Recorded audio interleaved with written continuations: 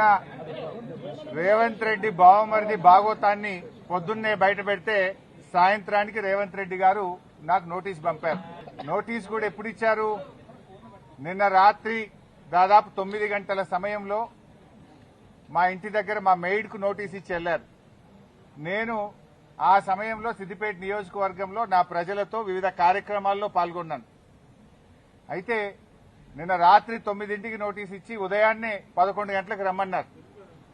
నేను హైదరాబాద్ లో లేను, అయినా కూడా రాత్రే హైదరాబాద్ చేరుకొని ఈరోజు వాళ్ళు ఇచ్చిన నోటీస్ మీద మేము హాజరు కావాలని చెప్పి నిర్ణయం తీసుకున్నాం.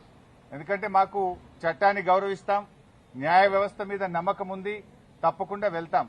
మేము ఏ తప్పు కూడా చేయలేదు, అందువల్ల భయపడము. ఈ రేవంత్ రెడ్డి తాటాకు చప్పుళ్లకు బెదిరే ప్రశ్నే ఉత్పన్నం కాదు.